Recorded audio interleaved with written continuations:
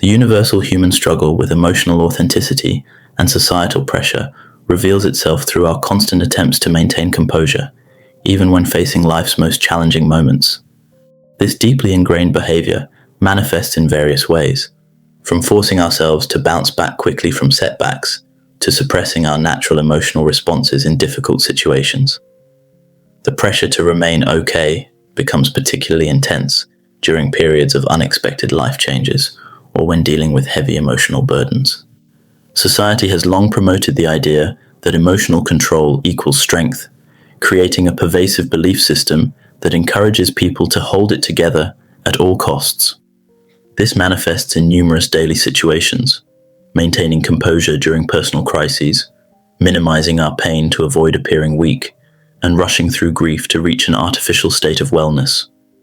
The text challenges these deeply rooted societal expectations by presenting a counter-narrative that true strength lies in emotional honesty and vulnerability. The concept of emotional suppression often extends beyond individual experiences to affect relationships and professional environments.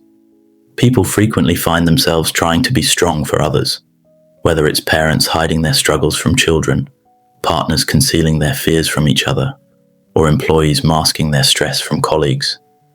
This pattern of suppression creates a cycle of emotional disconnection that can impact mental health and personal relationships. The point in this episode is to make a statement about the nature of bravery, sharing that true courage lies in allowing oneself to experience the full spectrum of emotions. This includes embracing sadness, disappointment, and rage, as well as acknowledging the ache of uncertainty and the quiet grief of change.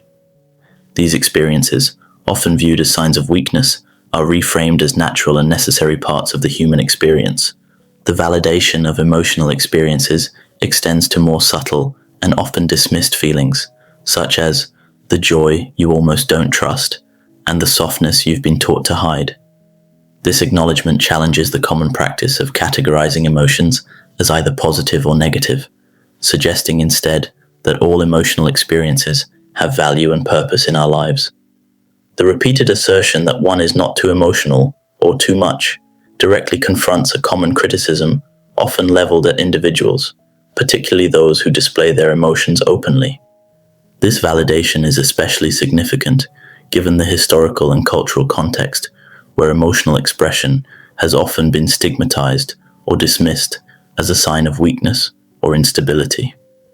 There are examples of legitimate emotional responses that people often feel guilty about, such as crying during an otherwise good day or grieving something that others might not understand. These examples serve to normalize experiences that many might feel ashamed about, offering permission to acknowledge and express these feelings without self-judgment. The metaphorical representation of emotions as invitations rather than threats offers a transformative perspective on emotional experiences.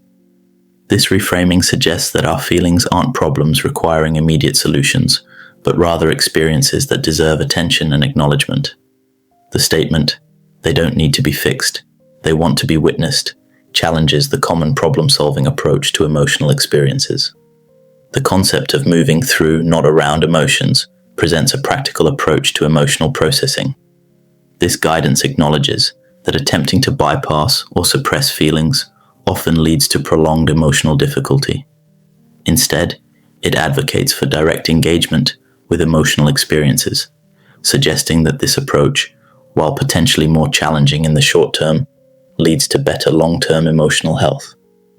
The phrase "strong enough for softness" introduces an important paradox in emotional intelligence. It suggests that true strength isn't about maintaining an impenetrable exterior, but rather having the courage to remain open and vulnerable. This challenges traditional notions of strength and resilience, proposing that emotional openness requires its own kind of fortitude. We need to learn about the balance between feeling emotions and being overwhelmed by them. The clarification that emotional honesty doesn't mean drowning in every emotion acknowledges the need for emotional regulation while emphasizing the importance of authentic acknowledgement of feelings.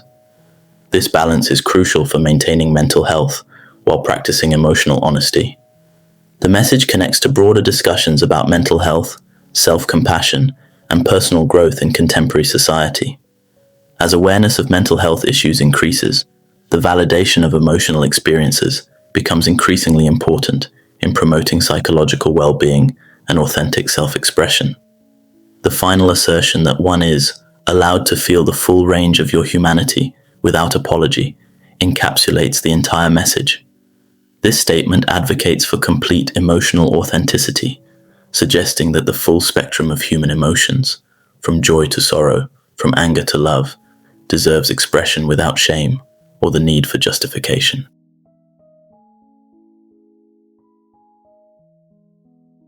That is it for today. You've been listening to The Guide on the Side, where I share what I'm learning from people, books, and conversations. I hope something here stays with you, sparks a thought, or opens a door. I'm Ivan, and I'll be back soon with more. Until next time, may your days be full of curiosity, and I'll see you in the next episode.